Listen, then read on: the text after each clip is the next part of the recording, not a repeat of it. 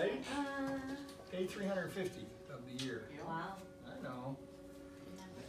You're in denial. Only got 15 days left of the year. Today's the 16th, right? 31 days in December.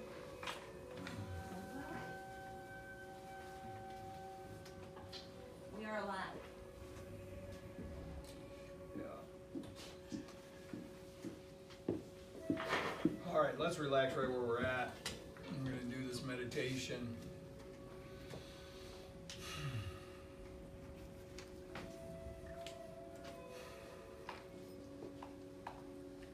Focus on the breath.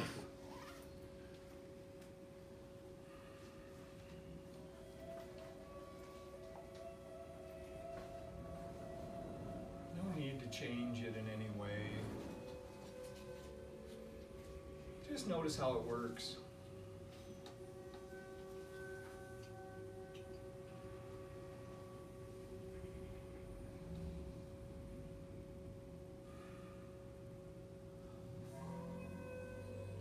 Breathing in, you're filled. And breathing out, just naturally relax.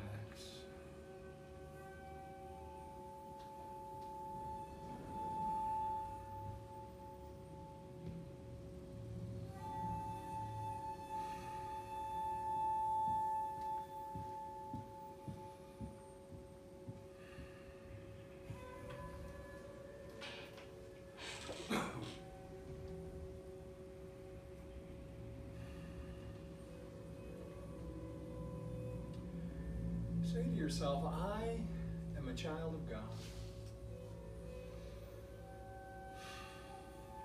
I am a child of creation.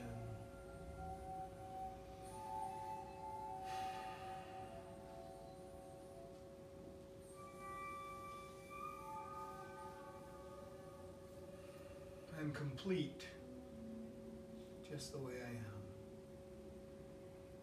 Healed and whole.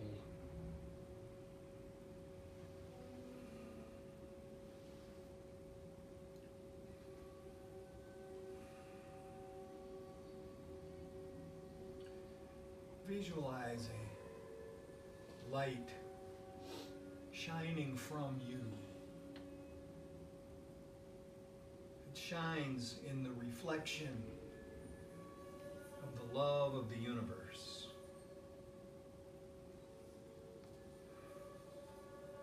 In you is creation sanctified and guaranteed eternal life.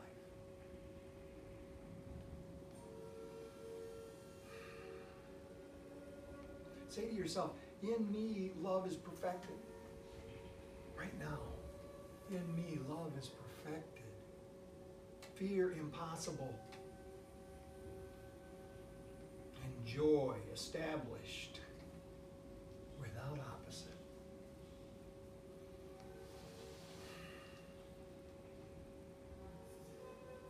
I'm joyous and free.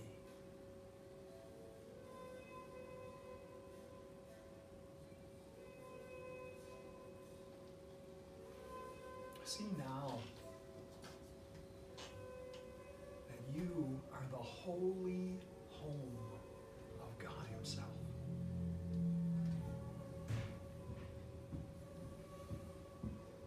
Your spirit is the heaven where her love resides.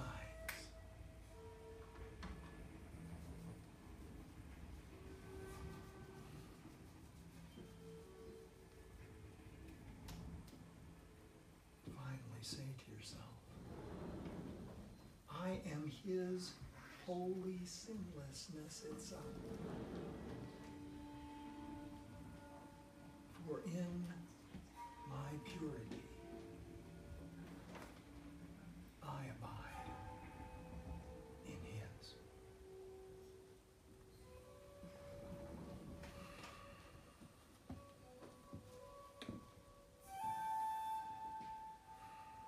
We say amen and amen.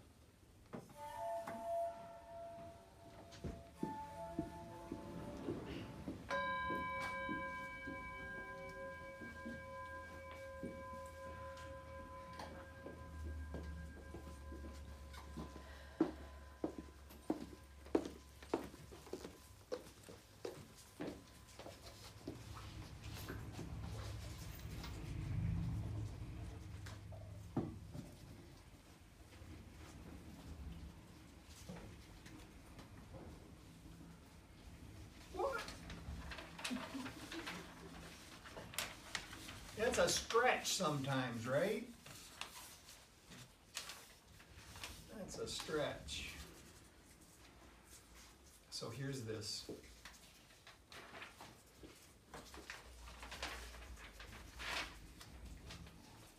Here's this great idea.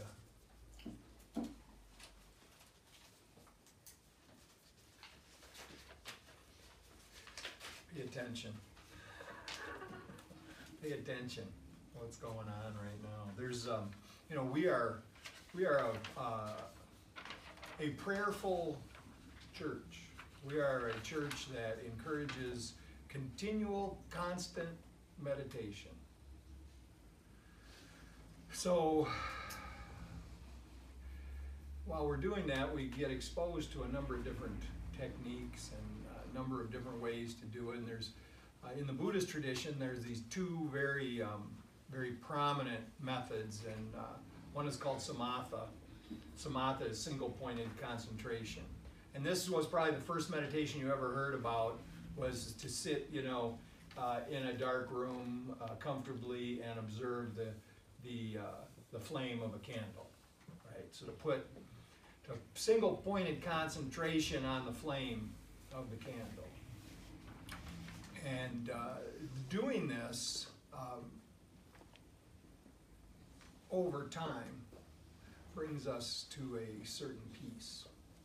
Really establishes a very profound sense of peace, and it's a discipline, because it teaches us that we actually are in control of our mind and our thoughts.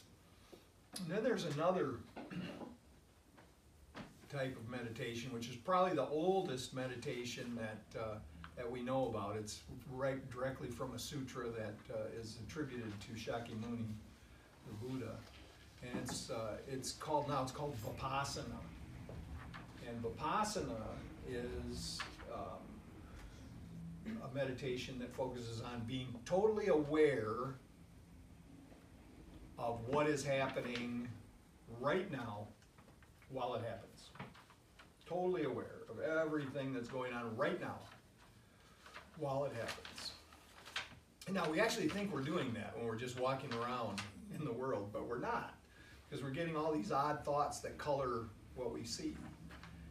So this Vipassana meditation is actually the ultimate practice of the 10th step in the recovery programs. It's the idea of being present, being totally present, establishing a continual inventory. We continue to take personal inventory. When we were wrong, promptly admitted it. So Vipassana is a way of staying in our 10th step all the time. Paying attention to the thoughts that arise, not trying to cling to them or avoid them, just paying attention to them, watching them, seeing, perhaps taking a little investigation as to where they came from. And every time we get distracted by some flight of fancy or some ego desire, we return our attention to the breath and begin watching again. We just allow it. We just allow everything to occur without trying to interfere in any way whatsoever. Just paying attention. And then the second half of the 10th step comes in right behind it, and we are aware of when we are wrong so that we can make the admission.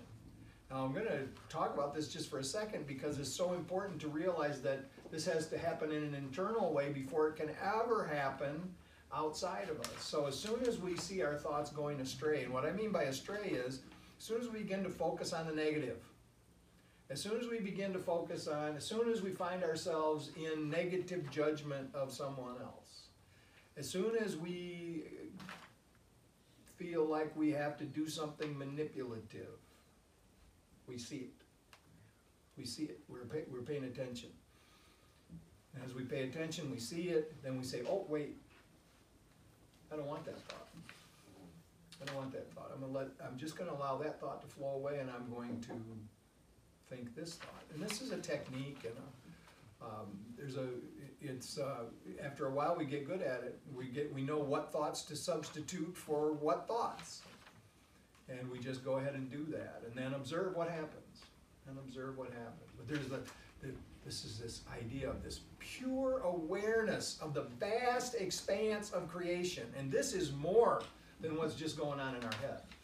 This is where this is going to lead. Ultimately, this Vipassana is going to lead to us realizing that we've been clinging to an identity that actually isn't real at all. And we become aware of the larger possibilities. So, just something to think about. Something to think about. And the way that we get good at this is just to focus on the breath. And we talk about this every week. So every time we find ourselves in anxiety, we can do a mini. We can just like immediately just breathe. Just pay attention to the breath. And you can just feel it. As soon as you take that first conscious breath and release it, you feel the relaxation. Just feel yourself. And there's some things that we want to remember in discipline and over time, the practice. We want to remember our spine should be erect. We should be sitting in a manner that's dignified. The Buddha said, "Oh, nobly born. Oh, nobly born, sit correctly."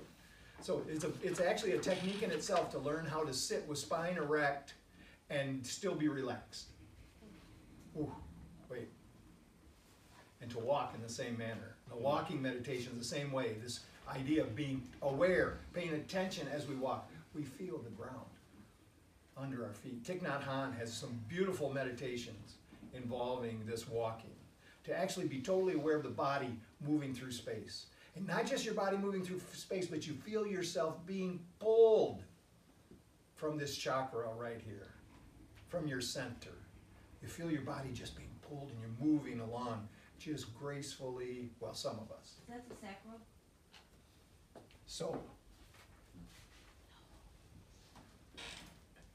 Yeah. We feel ourselves moving through the air as we walk.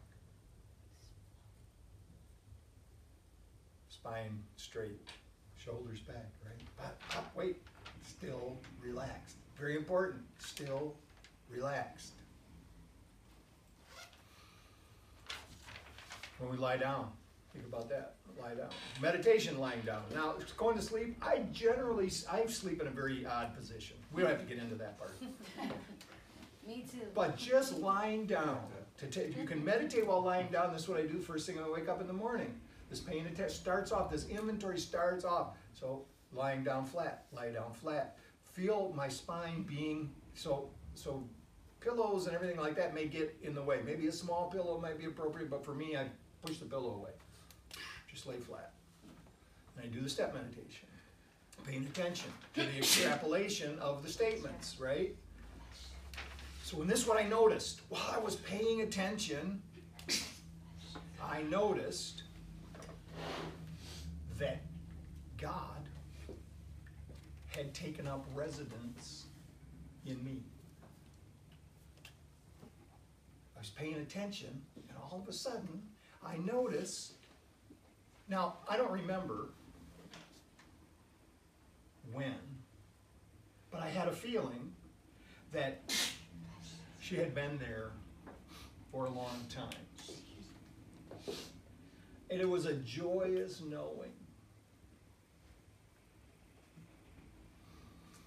Maybe he just moved in recently. But probably she has always lived in me. I just didn't realize it. In any case, I realize it now. Makes me happy. I've decided to be a good host. So I'm fixing up the place. I'm taking care to take in the proper amount of quality fuel. Right now I'm really focused on this. Take in the proper amount of quality fuel. I'm taking in quality fuel, but sometimes it's not the proper amount. And it's always never too little. So I'm exercising probably too much. And I'm getting enough rest. And I'm also continuing to feed my mind by reading. And sometimes I give the old boy a treat by taking us out to a movie. I'm having some really good conversations with her during my prayers now. And he seems to be talking back quite a bit. I'm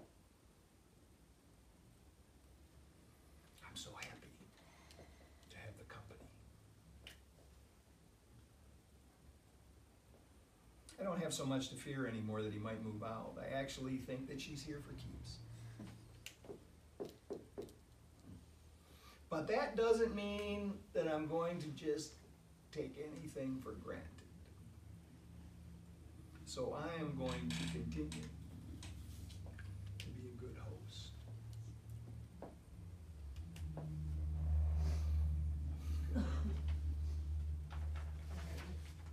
So that writing there arose directly out of a meditation. It arose directly out of a Vipassana meditation, where during that meditation I felt this loving presence.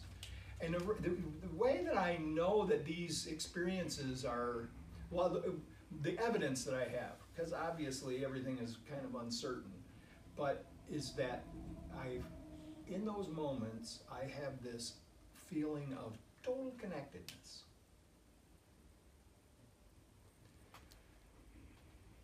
And it occurs to me that really in that moment I have only one desire, and that is for the good of everyone. This is not my normal condition walking around in the world, because the selfishness of the ego, and this is why we pay attention, because the selfishness of the ego is always looking for a shortcut, is always looking for maybe a little way that I can get an advantage. It's always looking for a little way that I can, get what I want.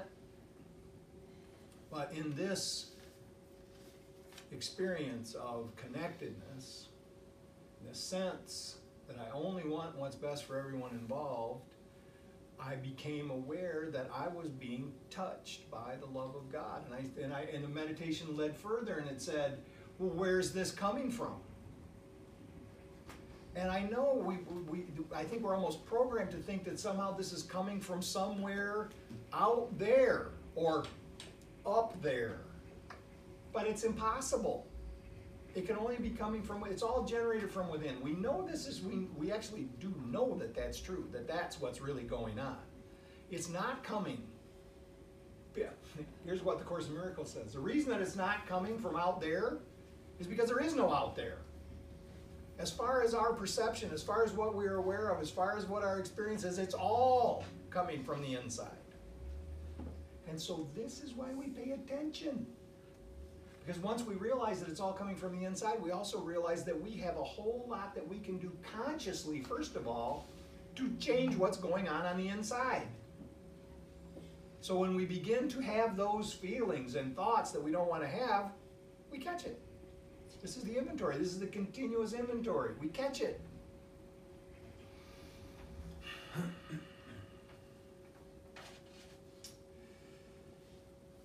So,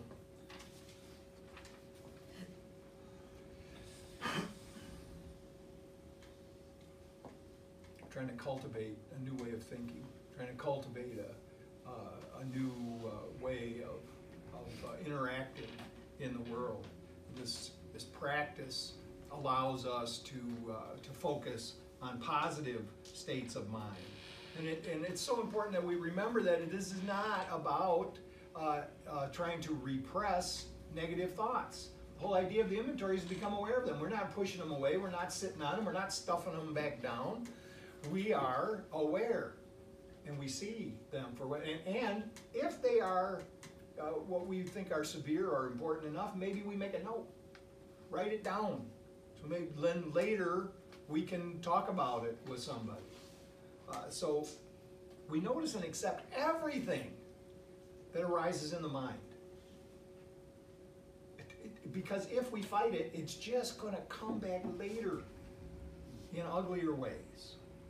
What we want to do, though, is we do want to nurture the positive. We do want to nurture the pleasant, allowing whatever enjoyment that there might be in the moment to be there and for us to fully experience it. But then we don't want to go too far and try to hold on to it. Because as soon as our hand closes on this joy, we kill it. Because we squeeze too hard. But how many times, now I don't know if any of you have had this experience, but how many relationships have you had in your life where all of a sudden it became so precious and you didn't want, and you needed all kinds of reassurances, and you had to be told all the time that you're loved. This kills the experience. Got to live in the moment. We have to live in the moment and be with the love. The love is always there present. So we notice and accept everything that arises in the mind. We nurture the pleasant, but we don't try to trap it. We don't try to hold on to it. We foster these uplifting thoughts by allowing them to flow unimpeded through our consciousness. They're like water to the garden. Water to the garden of our mind. So I was told many, many years ago, water the flowers and pull the weeds. I can't pull the weeds if I don't see them. I can't pull the weeds by ignoring them. Walk by them every day. Walk by these weeds. Say, oh man, I should probably get in that flower bed, right? Priscilla, I should probably get in that flower bed, clean that up a little bit. Day by day, keep telling myself as I walk by and see them, pretty soon the flowers are choked by the weeds. Keep our inner yard looking good. Any negative thoughts and experiences are not to be avoided. We just don't immerse ourselves in them. We allow them to come and go. Allow them to come and go naturally without extrapolating more negation from them. Substituting one thought for another, we can, without aversion, move from unpleasant or mundane to the sublime.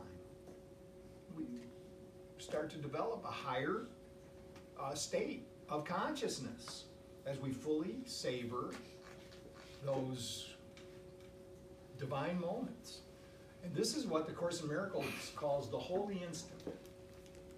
The holy instant is when we're in this. See, and I mix all this stuff up every week because what I'm trying to do is show and tell that what's going on, these spiritual teachings are universal.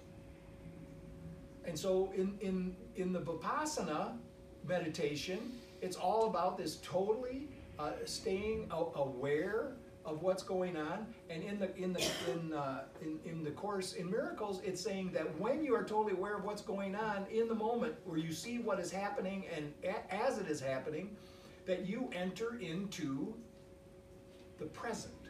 And in the present, as we've said many times, it's really the only thing there is.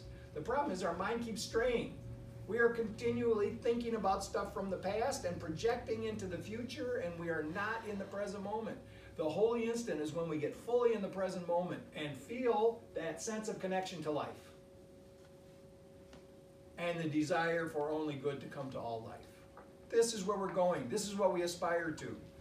So anytime that we find ourselves not thinking about what's best for everyone, or I shouldn't say thinking, because it's not about planning, it's about a sense and a feeling. Anytime we find ourselves not in that place, so what I'm saying is the inventory is telling us we're not in the correct place. And I don't mean correct as in now we've done something terribly wrong or anything like that. It's just to notice. It's just to notice, you know what, I'm not loving right now. I'm not loving right now. What I'm doing right now is I'm separating. What I'm doing right now is I'm machinating. I'm involved in all these ego devices, thinking I'm going to get something that I want. And then, of course, this is our experience. At a certain point in life, we come to know that all these things that we think we want, when we get them, they're just not as good as we thought they were going to be. And then there's something else. Let me just get something else then, and I'll feel better. But so from that point of loving, good things come to us and we can enjoy. Good things come to us and we can savor. Good things come to us, and we can pass those good things on because we're paying attention. We don't have to worry about it. We don't have to hold on to it because we know more is coming. If we're really paying attention, we see that we are in the flow of God's good. We are in the flow of creation. We're in the flow of the universe. And it is continually trying to give us good. And we say, oh no, because I'm paying attention, and all these bad things are happening. Okay, that's just a thought. It's just another one of those thoughts to say, I don't want this thought. I want the other thought. I want the thought that says, what do I do next? This bad thing has happened. What do I do next to access the good that I know creation has for me? Pay attention.